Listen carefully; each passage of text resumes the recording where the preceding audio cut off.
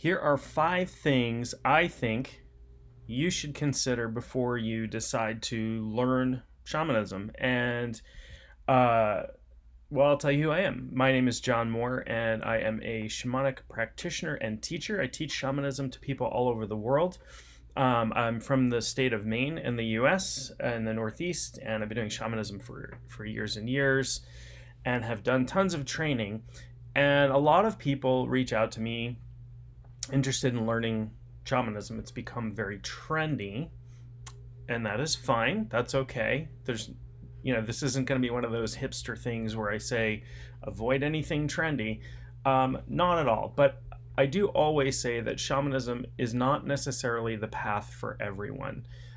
This is not to say you're not welcome if you are drawn to shamanism, but there are some things that you should consider before undertaking going, just so you don't waste your time or follow a path that isn't truly yours. And so I've outlined 5 of these. I will go through them now. Point number 1 is that you have to have a mindset where you're capable of accepting the idea of animism. Animism is the foundation of shamanism. That is the belief in spirits in things, living things and things that people might consider non-living. So rocks and mountains and rivers, along with trees and grass and animals have spirit. So if you don't believe in spirit, or you don't believe that these things can have spirits and souls, then that's going to be really challenging for you, because that's the cornerstone of the belief. That's like saying, I want to learn how to swim, but I don't believe in water. That is the environment in which shamanism takes place. Number 2, and this is something, even if you have some small connection, but number 2, I'm calling a connection to nature, or an openness to be connected to nature. Shamanism is very nature oriented. We spend a lot of time outdoors. We commune with the plants and the animals around us. And so if you don't have feel some connection towards nature, it's going to be a very challenging path for you to undertake. This doesn't mean you have to live in the woods, or you have to live in a cave, or you can live in a city and practice shamanism fine, but you're going to have to find ways to be in touch with nature, whether that's going to a park or traveling to hike on weekends, or however that is. You will be compelled to get out into nature pretty frequently. And if you don't, you will quickly become disconnected from the path, and that's going to be challenging. You should be open to long-term learning. I spent more than 6 years in training. I did a year-long apprenticeship. I'm talking really deep dives here. Year-long apprenticeship, 2 years of initiatory training, 2 years of teacher training, a bunch of other specialized training.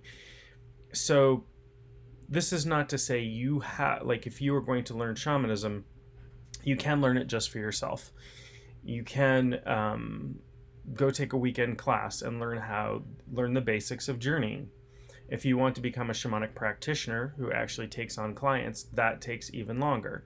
If you want to learn how to teach people, that takes even longer. But shamanism is not one of these things where it is a very broad and a very deep topic. And I feel like I will be learning about shamanism for the rest of this lifetime, at least, and probably then some. So if it's a path you want to follow, and you want to follow it to as far as you can go, whatever your motivation is, whether you're just doing it for yourself, or whether you want to become a healer that works with other people, both things are fine, but be open to the fact that it takes a really long time to learn all of the various pieces, and even then you'll never know everything. I certainly don't, and as long as you can accept that, that is great. You'll be on the right path. The other thing I would ask people to consider is, what's your actual motivation for learning shamanism? Is it that it's trendy and cool, or you've heard the word, or whatever, or do you actually feel a compulsion towards it? With things that do become trendy, if you're doing something because it's trendy, it's not for me to question your motivation. I'm just saying you should consider what your motivation is, because you're going to get the most out of a path if your motivation is something that will keep you going for the long haul, and that, that sort of thing. For me, it was, I started out on a journey of self-healing, and many people do. Some people just feel, and I'll say, along with some other people I know, just felt like I landed and this was home to me. As soon as I started practicing shamanism, I knew it was the path for me.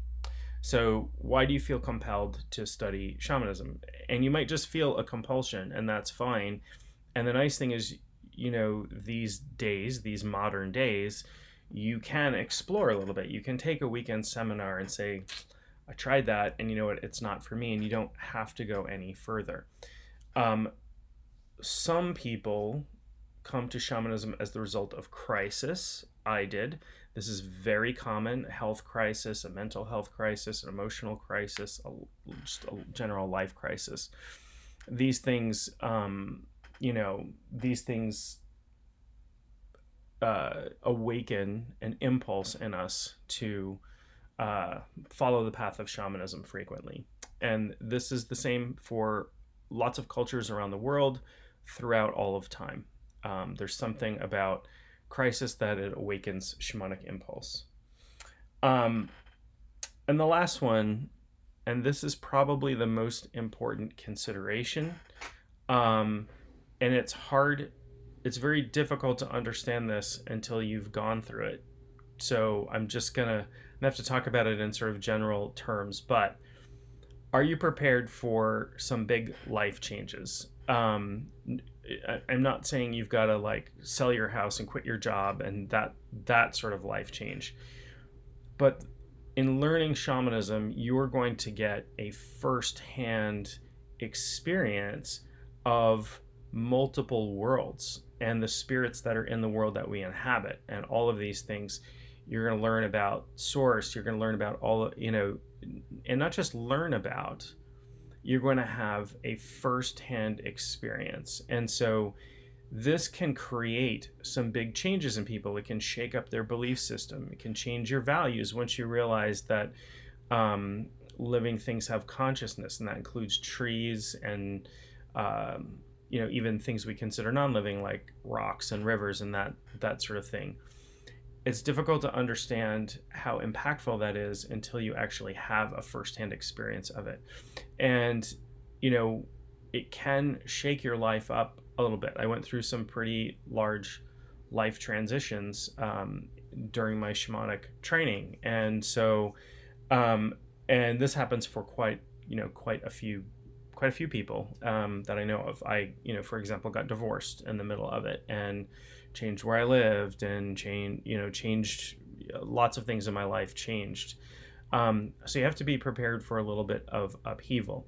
Now, this is not necessarily going to happen to you after a weekend seminar, but if you engage in, any deep level of training, like long-term apprenticeship, long-term mentorship, a 2-year program, any sort of initiatory track, there will be major changes in your life, in your makeup, and who you are. And you may have people in your life that you realize no longer should be part of your life. That happened with me, with certain toxic relatives, that sort of thing. So you'll come to lots of realizations, and some of them will be pretty dramatic. And it's not the same as intellectually accepting something. I accept that I live in a world full of spirits. Experiencing that is a whole other thing, and you will very quickly experience exactly that. So anyway, these are 5 things that I would really consider. I don't want to persuade or dissuade anybody from choosing the shamanic path. I don't believe it's for everyone, but I do want people, before they commit to anything large or long term, or just decide that this is the path for them, to really consider it, to really think about it. There are cultures where you don't have a choice, where you are born into the role. Most people these days are not born into these cultures, and you do have a choice. The universe sometimes chooses people to become awakened shamanically, and there will be a strong impulse, and the universe will turn the volume up on you until you either listen to it or you go through some sort of crisis that forces you into this position. I hope that people don't have to get to that point, but I know that people do. And, if that's you, if you've been through some big crisis and you feel some call to awakening, then that certainly might be an indicator that shamanism is the path for you. So anyway, I hope this has been helpful. This has been the 5 things you must consider before deciding to learn shamanism.